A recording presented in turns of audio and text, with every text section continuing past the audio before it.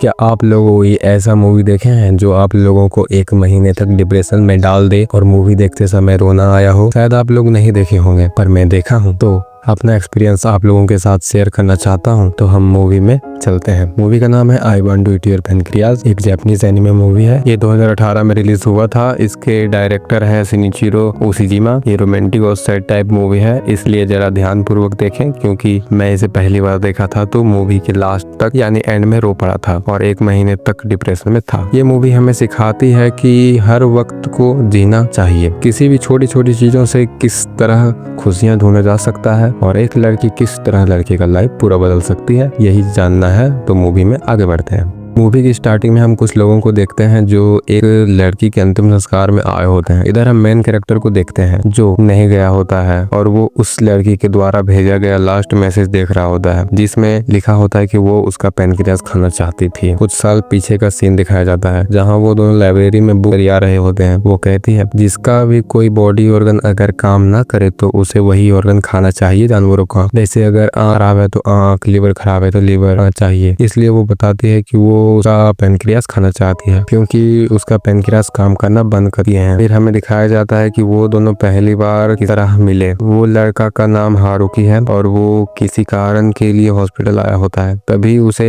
नीचे पड़ा हुआ एक डायरी मिलता है। तब वो उससे उठाकर देखता है तो पता चलता है कि उसका नाम लिविंग विद डाइंग है। उसमें किसी के बारे में लिखा होता है जो पैनक्रियाज की बीमारी से जूझ रही होती है। कुछ समय बाद वो मर जाएगी। तभी वहाँ वो लड़की आ जाती है, बताती है कि उसी का है वो डायरी, पर वो सही में कुछ समय बाद वो मरने वाली है, डॉक्टर ने कहा। हारुकी उसकी बात को इग्नोर करते हुए उसका डायरी दे देता है। वो कहती है कि तुम्हें बुरा नहीं लगा? तुम्हें यहाँ पर तो एक डायलॉग कहना चाहिए था मेरे लिए, क्योंकि सब यही करते हैं। फिर हारुकी नजरअंदाज करते हुए वहाँ से चला जाता है। फिर उसे रास्ता में वो लड़की दिख जाती है जो उसका इंतजार कर रही थी। फिर वो वहाँ से मुड़कर अलग रास्ते से जाने लगता है, पर वो लड़की उसके साथ चलने लगती है।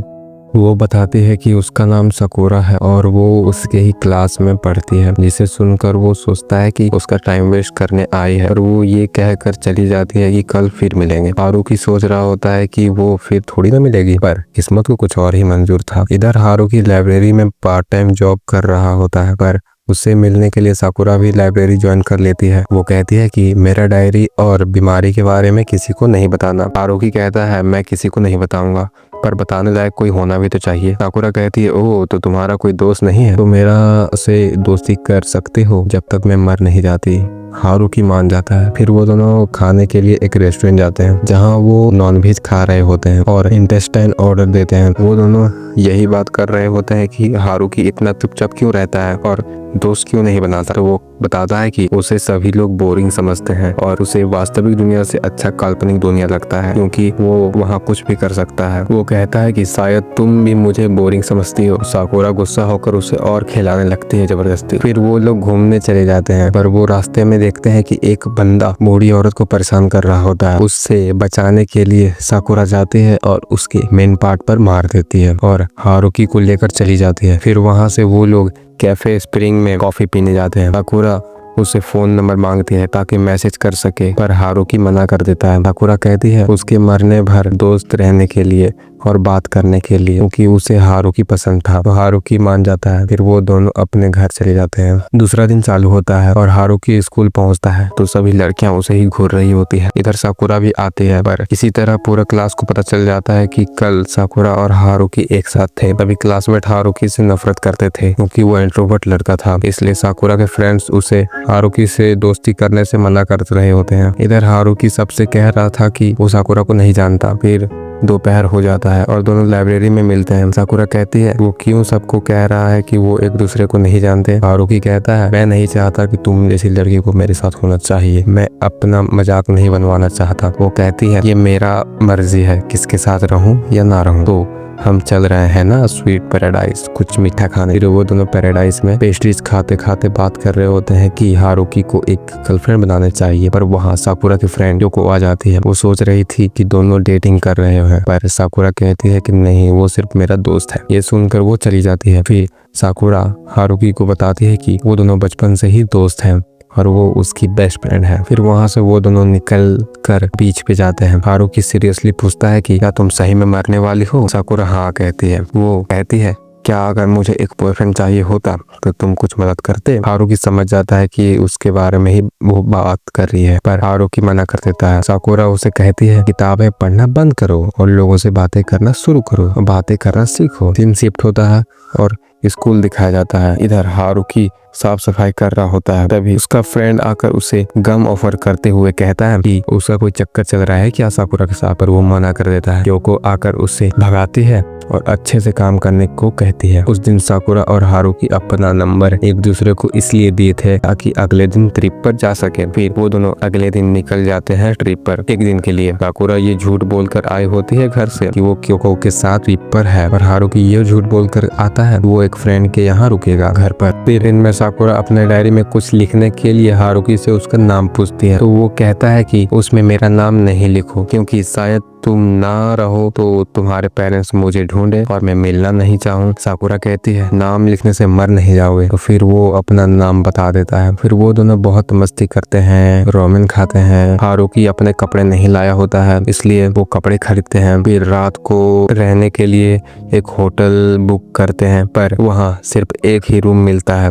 तो साकुरा कुछ सोचती हुई एक रूम बुक कर लेती है। फिर अपने रूम में जाकर साकुरा कहती है रूम बहुत बड़ा है और मैं तुम्हारे साथ बेड में सोने के लिए बेकरार हूँ, पर हारुकी कहता है वो सोफा पर सोएगा। फिर साकुरा नहाने चली जाती है और कहती है कोई ताका झाकी नहीं। नहाते समय वो कहती है जरा फेस वॉश ला कर दो। फिर हारुकी फेस वॉश के लिए उसका बैग खोलता है, पर वो अंदर देखकर चौंक जाता है, और वो क्यों चौंकता है जो हम बाद में जानेंगे। हारुकी दरवाजा खोलकर अंदर रख देता है फेस वॉश। साकुरा कहती है वो कुछ नहीं पहनी है और तुम मुझे देखने का कोशिश भी नहीं कर रहे, पर वो कुछ नहीं जवाब देता। वो दरवाजा से सट कर चुपचाप सुन रहा होता है। फिर हारुकी भी नहा कर बाहर आ जाता है। इधर साकुरा कुछ वाइन, चिप्स और कार्ड मंगाई होती है ताकि खेल सके। फिर वो हारुकी को कार्ड खेलने का नियम बताती है और दोनों ट्रूथ एंड डेयर खेलते हैं। पहली बार हारुकी ट्रूथ लेता है तो वो पूछती है कि उसे क्लास में सबसे क्यूट कौन लगती है। वो कहता है जो मैथ अच्छा बनाती है क्लास में वो लड़की। फिर से हारुकी हार जाता है और ट्रूथ लेता है। साकुरा पूछती है कि तुम्हें मैं कितनी क्यूट लगती हूँ। हारुकी शर्माते हुए कहता है पूरे क्लास में उसे थर्ड पोजीशन में देगा। ये सुनकर साकुरा का पूरा चेहरा लाल हो जाता है शर्म से, पर इस बार साकुरा हार जाती है। वो पूछता है कि तुम बचपन में किस तरह की लड़की थी। साकुरा कहती है मैं अपना साइज तक बताने को तैयार थी और तुम इतना बोरिंग सवाल पूछ रहे हो। फिर कुछ देर तक ऐसा ही चलता रहा। हारुकी जीत रहा था और बोरिंग सवाल पूछ रहा था, पर इस बार साकुरा को मौका मिलता है, पर खुशी के कारण वो जमीन में गिर जाती है। वो हारुकी को 2 ऑप्शन देती है। अगर ट्रूथ लेता है तो उसे साकुरा के बारे में 3 चीजें बताना था, अगर डेयर लेता है तो उसे उठाकर बेड तक लेकर जाना था। हारुकी डेयर लेता है और उसे उठाकर बेड तक लेकर जाता है और एक और मैच खेलने को कहता है। हारुकी इधर पानी पी रही होती है, तभी साकुरा कहती है अगर मैं कहूँ कि मुझे मरने से डर लग रहा है तो तुम क्या करोगे। तभी हारुकी पानी पीते पीते रुक जाता है और वो सोच रहा था कि उस समय बैग में क्या था, तो हम देखते हैं कि उसमें कई सारी दवाइयाँ और इंजेक्शन थे। फिर साकुरा उसे डेयर दे देती है और चुपचाप आकर उसके साथ बेड में सोने को कहती है। फिर हारुकी आकर सो जाता है। सुबह हो जाता है। साकुरा को क्योको का कॉल आता है। वो बताती है कि साकुरा के पेरेंट्स का कॉल आ रहा है और बड़े ही मुश्किल से उन्हें झूठ बोली है। वो पूछती है तुम हो कहाँ अभी। साकुरा कहती है घर आकर बताऊंगी और मैं अकेली नहीं हूँ। क्योको समझ जाती है कि वो हारुकी के साथ है। वो कहती है अगर वो कुछ भी तुम्हारे साथ किया तो मैं उसे जिंदा नहीं छोड़ूंगा। हारुकी कहता है मैं ऐसा वैसा कुछ नहीं किया कि वो मुझे मारे। साकुरा कहती है सिर्फ बेड वाला बात ही काफी है तुम्हें क्योको के हाथों मरने के लिए। फिर ये लोग घर जाने के लिए निकल पड़ते हैं। हारुकी जाते जाते कहता है कि उसे ये ट्रिप अच्छा लगा और कभी भी जाना होगा तो कह सकती है उसे, जिसे सुनकर साकुरा खुश हो जाती है और कहती है विंटर में चलते हैं। फिर कुछ दिन बीत जाता है, पर इस दौरान हारुकी को साकुरा का मैसेज का आदत हो गया था और दिन भर वो इंतजार करता था कि कब साकुरा उसे अगला ट्रिप के लिए मैसेज करे, लेकिन ऐसा कुछ नहीं होता। और कुछ दिन बाद वो स्कूल जाता है। इधर स्कूल के बालकनी में क्योको उसे मिल जाती है। वो नाराज होकर कहती है कि साकुरा बहुत कमजोर लड़की है, उसे किसी का साथ चाहिए जो उसका ध्यान रख सके, और उसके पेरेंट्स में भी झगड़े होते रहते हैं। क्या तुम उसको ध्यान दे पाओगे? पर हारुकी कुछ नहीं कहता, वो बस सुन रहा होता है। सीन शिफ्ट होता है और लाइब्रेरी में देखते हैं वहाँ साकुरा सभी काम निपटा कर बैठी होती है, पर वो क्योको के साथ हुए बात को नहीं बताता। साकुरा कहती है इतना बारिश होने के कारण दोनों घूमने नहीं जा पा रहे। फिर वो हारुकी से एक बुक के बारे में जिक्र करती है और पूछती है कि वो पढ़ा है या नहीं। वो बताता है कि नहीं पढ़ा, इसलिए साकुरा वो बुक देने के लिए उसे अपने घर बुलाती है। इधर दोनों उसके घर पर वीडियो गेम खेल रहे होते हैं। उसी दौरान वो अपने बॉयफ्रेंड के बारे में बताती है कि उससे ब्रेकअप हो चुका है और कहती है कि उसका बॉयफ्रेंड बनने को। पर हारुकी शर्मा कर बुक ढूंढ चला जाता है। तभी पीछे से साकुरा आकर उसे हक कर लेती है और कहती है कि वो कुछ नोटी नोटी करना चाहती थी जो उसका बॉयफ्रेंड ना हो, तो अब शुरू होगा नोटी चीजें। फिर वो हारुकी को घुमाकर किस करने लगती है।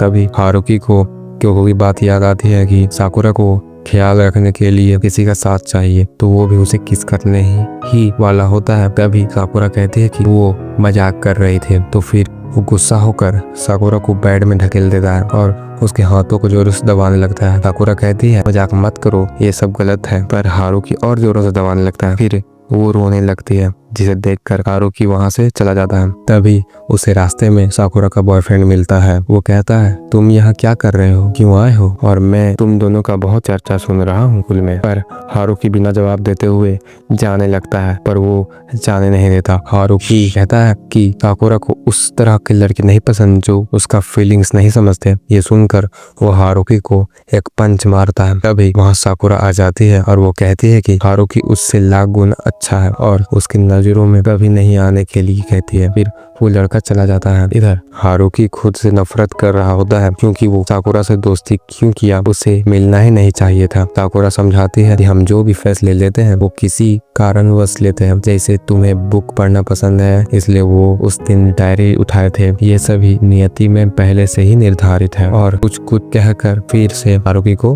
मना लेती है, बस उसके मरने भर। और हारुकी के कपड़े भीग गए थे तो इसलिए वो कपड़े देने के लिए और वो बुक भी देने के लिए हारुकी को घर ले जाती है और कहती है कि 1 साल के अंदर बुक दे देना, मरने से पहले तो उसके साथ रहूं। अगले दिन से फिर ये लोग ट्रिप पे निकल जाते हैं और बहुत मस्ती करते हैं, घूमते हैं। पर कुछ दिन बाद साकुरा न जाने क्यों हॉस्पिटल में एडमिट हो जाती है। हारुकी को पता चलता है तो वो मिलने आया होता है, पर वो अंदर देखता है तो साकुरा अपने ही धुन में गाते गाते नाच रही थी और हारुकी को देख कर रमाकर ओढ़ कर सो जाती है। फिर बताती है कि वो सबको कही है कि उसे अपेंडिक्स निकालना है इसलिए वो एडमिट हुई है। फिर ये दोनों कार्ड खेलते हैं, जो हारुकी जीतता है तो वो ट्रुथ पूछता है कि उसके नजरिया में जीवन की क्या परिभाषा है। वो कहती है कि लोगों से मिलना, बातें करना, दोस्त बनाना और हर वक्त जीने चाहिए, क्योंकि कौन कब मरा जाए और जब हम दूसरों के साथ रहेंगे तो हमारा वजूद रहेगा, वरना हमारे गुणों के बारे में कौन बताएगा। तभी बाहर वहाँ क्योको आ जाती है और ये सभी बातें बाहर से सुन रही होती है। फिर साकुरा उसे गले लगा लेती है और कहती है पिछली बार की तरह ये नहीं है, मैं मजाक नहीं कर रही। तभी अंदर क्योको आ जाती है, उसे भी साकुरा गले लगा लेती है ताकि हारुकी को टाइम मिल सके जाने के लिए। कुछ देर बाद वो अपने मम्मी से बात करने लगती है कि अगर वो मर जाएगी तो लिविंग विद डाइंग का क्या होगा। दिन शिफ्ट होता है, हारुकी स्कूल में होता है। तभी उसे साकुरा का मैसेज आता है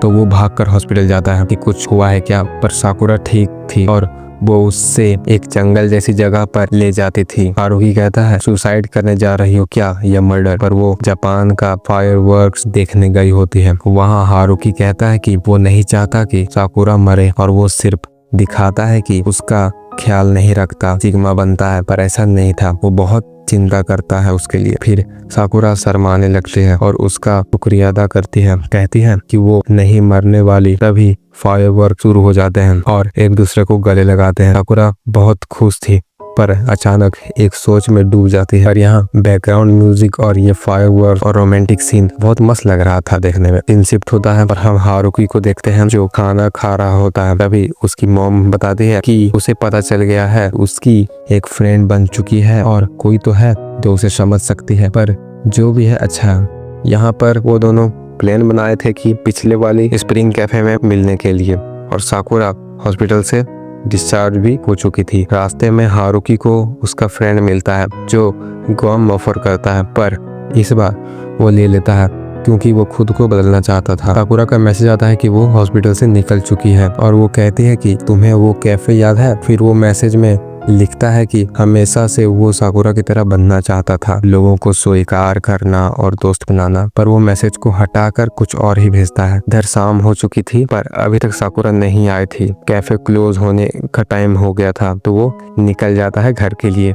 घर पर वो मैसेज ही देख रहा होता है, तभी न्यूज में आता है कि 17 साल की लड़की, स्कूल की लड़की, पास के ही एक गली में उसे चक्कू मारकर हत्या कर दिया गया, जिसका नाम है साकुरा, और वो आरोपी को पकड़ लिया गया है जो उसे मारा है। ये सुनकर हारुकी के पैरों तले जमीन खिसक जाती है और वो अपने रूम में जाने की कोशिश कर ही रहा था, तभी वो सीढ़ी से फिसल कर गिर जाता है। दिन शिफ्ट होता है और हारुकी वो बुक पढ़ना शुरू नहीं किया था, इसलिए वो पढ़ना शुरू कर देता है और 10 दिन के अंदर खत्म भी कर देता है। पर 10 दिन उसके लिए बहुत मुश्किल रहा। पूरा डिप्रेशन में था, कुछ होश ही नहीं था, एक रूम में बंद रहता था। फिर प्रेजेंट टाइम दिखाया जाता है जहां साकुरा का अंतिम संस्कार हो रहा था और इधर हारुकी किताबें पढ़ रहा था। पर इस 10 दिन के अंदर हिम्मत जुटाता है ताकि आगे आने वाली सभी प्रॉब्लम को झेल सके और साकुरा के पेरेंट्स से मिलने के लिए। फिर वो साकुरा का घर जाता है और श्रद्धांजलि देता है और उसके बाद उसकी मॉम से कहता है कि वो साकुरा को जानता था, उसका क्लासमेट है और उसके पास एक डायरी थी जिसका नाम था लिविंग विद डाइंग और उसके बारे में सिर्फ मुझे ही पता है। फिर उसकी मॉम रोने लगती है और कहती है, तुम्हारा शुक्रिया कि तुम यहाँ आए। साकुरा बताए थे कि एक लड़का एक दिन जरूर आएगा इस डायरी को लेने, शायद अंतिम संस्कार में ना आए पर आएगा जरूर। फिर वो परमिशन मांगता है ताकि वो पढ़ सके। फिर वो डायरी पढ़ने लगता है जिसमें लिखा होता है कि किस तरह उन दोनों मिले थे पहली बार, लाइब्रेरी ज्वाइन की, खाना खाए थे, बूढ़ी औरत को बचाए थे और हारुकी बेड पर गुस्सा हो गया था। उस दिन वो रोई थी पहली बार। हॉस्पिटल में उसे नाचते हुए हारुकी देख लिया था तो वो शर्मा कर रो पड़ी थी। फिर गले मिले थे, फिर फायरवर्क्स के दिन गले मिले थे और देखे थे फायरवर्क्स को। उस समय फिर गले मिले थे और अपने मौत के डर से उस रात को वो रो पड़ी थी। फिर आगे पेज खाली था पर उसके मॉम कहती है कि उसके लिए भी कुछ होगा शायद, तो फिर वो पेज पलट कर देखने लगता है, तब उसके बारे में भी कुछ लिखा हुआ था। फिर साकुरा कहती है कि लास्ट में मैं तुम्हारा नाम नहीं लिखी क्योंकि तुम नहीं चाहते थे, तुम मेरे लिए महत्वपूर्ण भूमिका निभाए हो मेरी जिंदगी में, क्योंकि सभी उसके साथ अलग ट्रीट करते थे क्योंकि उसे बीमारी था, पर हारुकी ऐसा नहीं करता था और सभी बातें उसका सुनता था, समझता था। वो कहती है कि तुम मेरे नाम क्यों नहीं लेते, पर मैं जानती हूँ क्योंकि अगर हम किसी का नाम लेते हैं तो हम उसको याद रखते हैं, इसलिए। और तुम नहीं चाहते थे कि मैं तुम्हें याद रखूं, पर मैं तुम्हें कभी भूल नहीं सकती और हम दोनों में कोई गर्लफ्रेंड या बॉयफ्रेंड का रिश्ता नहीं था, या हम इसे दोस्ती का भी नाम नहीं दे सकते हैं, नहीं तो इसका बुराई हो जाएगी। हम दोनों का एक स्पेशल रिश्ता था जो कोई समझ नहीं सकता। शायद मैं 17 साल तक जिंदा रही ताकि तुमसे मिल सको, या तुम रहे ताकि मेरे से मिल सके। फिर वो कहती है कि सबके बारे में कुछ कुछ लिखी है, पर डायरी तुम रखोगे और तुम्हारे मर्जी होगा तो किसी को देना पढ़ने के लिए, और मेरा लास्ट विश है कि तुम क्योको से दोस्ती कर लो। फिर हारुकी डायरी से बाहर आता है और वो साकुरा का फोन में मैसेज देखता है कि वो उसका लास्ट मैसेज पढ़ी थी या नहीं, पर वो पढ़ी थी। फिर वो बहुत बुरी तरह से रोने लगता है। फिर जाते जाते उसकी मॉम कहती है कि तुम्हारा नाम क्या है, तो वो बताता है हारुकी। उसकी मॉम कहती है कि साकुरा के साथ हारुकी जचता है नाम, पर मैं आप लोगों को बता दूं कि पूरा मूवी में हमें नहीं बताया गया था कि उसका नाम क्या है, यहाँ पर बताया गया कि उसका नाम हारुकी है। तो मैं इसलिए बताया था ताकि आप लोगों को समझ आए, नहीं तो आप लोगों को समझ नहीं आ पाता। फिर वो वही कैफे में होता है और उसे क्योको मिलने आई होती है। वहाँ पर वो डायरी लिखता है और साकुरा के बीमारी के बारे में बताता है। अगर वो मर्डर में नहीं मरती फिर भी बीमारी से मर जाती, पर क्योको विश्वास नहीं करती, तो उसे वो डायरी देता है पढ़ने के लिए। फिर वो पढ़कर रोने लगती है और कहती है साकुरा सिर्फ तुम्हें ये सब क्यों बताई, मुझे पता होता तो मैं उसको कभी अकेला नहीं छोड़ती, और तुम भी मुझे नहीं बताया इसलिए मैं तुम्हें कभी माफ़ नहीं करूँगी। फिर वो चली जाती। फिर हारुकी कुछ सोचकर दौड़ कर जाता है उसके पास और कहता है कि वो हो सके तो माफ़ कर दे। यहाँ पर हमारा मूवी एंड हो जाता है, पर रुको, इसमें पोस्ट क्रेडिट सीन भी है। हम देखते हैं कि साकुरा की मौत का 1 साल हो चुका था। हारुकी और क्योको साकुरा के ग्रेव पे आए होते हैं, यानी उन दोनों में दोस्ती हो गई है। हारुकी वहाँ कहता है कि उसे लोगों को अपनाने में 1 साल लग गया और खुद को बदलने में, जैसे साकुरा चाहती थी। यहाँ पर हमारा पूरा मूवी खत्म होता है। और आप लोगों को कैसा लगा ये मूवी कमेंट करें, और अगर अच्छा लगे तो सब्सक्राइब करना ना भूलें।